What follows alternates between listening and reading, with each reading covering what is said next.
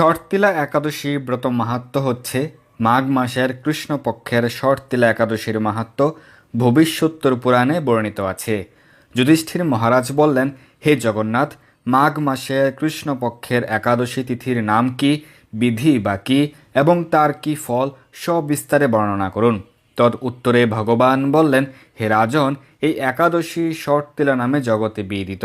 এক সময় দালভ্য ঋষি মুনি শ্রেষ্ঠ পুলস্তকে জিজ্ঞাসা করেন, মর্তলোকে মানুষেরা নানা প্রকার পাপকর্ম দ্বারা নরকে গমন করে, যাতে তারা নিরয় গতি থেকে রক্ষা পায়, তা যথাযথভাবে আমাকে উপদেশ করুন। অনায়াসে সাধন করা যায় এমন কোনো কাজের মাধ্যমে যদি তাদের এই পাপ থেকে উদ্ধারের কোনো উপায় থাকে তবে তা বলুন।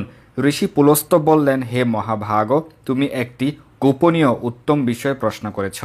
মাঘ মাসে সূচি, জিতেন্দ্রীয়, কাম ক্রোধ আদি শূন্য হয়ে স্নানের পর সর্বদেবেশ্বর শ্রীকৃষ্ণের পূজা করবে।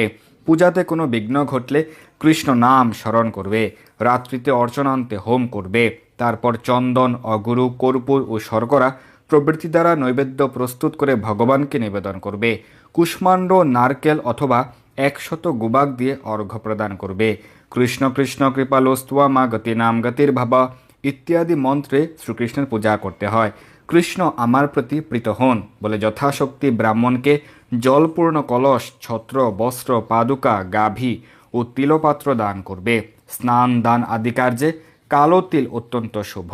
হে দ্বিজ উত্তম, ওই প্রদত্ত তিল থেকে পুনরায় যে তিল উৎপন্ন হয় তত বছর ধরে দানকারী স্বর্গলোকে বাস করে।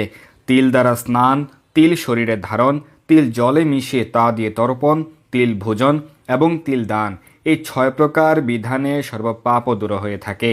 এই জন্য এই একাদশীর নাম শর্তিলা। হে যুধিষ্ঠির, এক সময় নারদও এই শর্তিলা একাদশীর ফল ও ইতিহাস সম্পর্কে জানতে চাইলে যে কাহিনী আমি বলেছিলাম তা এখন তোমার কাছে বর্ণনা করছি। পুরাকালে মর্তলোকে এক ব্রাহ্মণী বাস করত।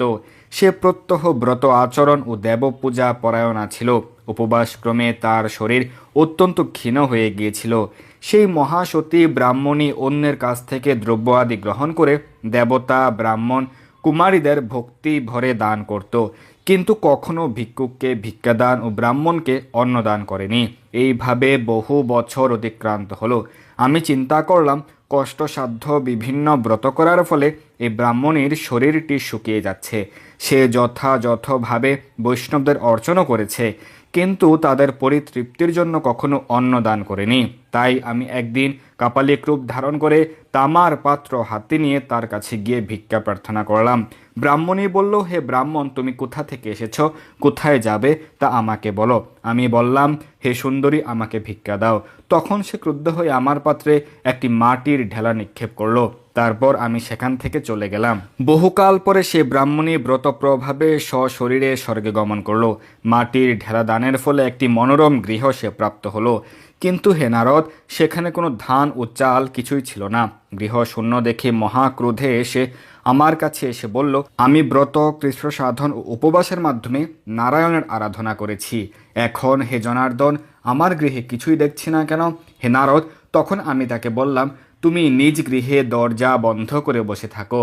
মর্তলোকের মানবী সশরীরে স্বর্গে এসেছে শুনে দেবতাদের পত্নীরা তোমাকে দেখতে আসবে, কিন্তু তুমি দরজা খুলবে না। তুমি তাদের কাছে শর্তিলা ব্রতের পূর্ণ ফল প্রার্থনা করবে। যদি তারা সেই ফল প্রদানে রাজি হয় তবেই দরজা খুলবে। এরপর দেবপত্নীরা সেখানে এসে তার দর্শন প্রার্থনা করলো। শর্তিলা ব্রতের ফল পেলেই কেবল সেই মানবী দর্শন দেবেন জেনে তাদের মধ্যে এক দেবপত্নী তাঁর শর্তিলা ব্রতজনিত পুণ্যফল তাকে প্রদান করলো। তখন সে ব্রাহ্মণী দিব্য কান্তি বিশিষ্টা হলো এবং তার গৃহ ধন ধান্যে ভরে গেল। দ্বার উদ্ঘাটন করলে দেবপত্নীরা তাকে দর্শন করে বিস্মিত হলেন। হে নারদ, অতিরিক্ত বিষয় বাসনা করা উচিত নয়। বিত্তস্বার্থ অকর্তব্য। নিজ সাধ্যমতো তিল, বস্ত্র, অন্নদান করবে। শর্তিলা ব্রতের প্রভাবে দারিদ্রতা, শারীরিক কষ্ট, দুর্ভাগ্য প্রভৃতি দূর হয়।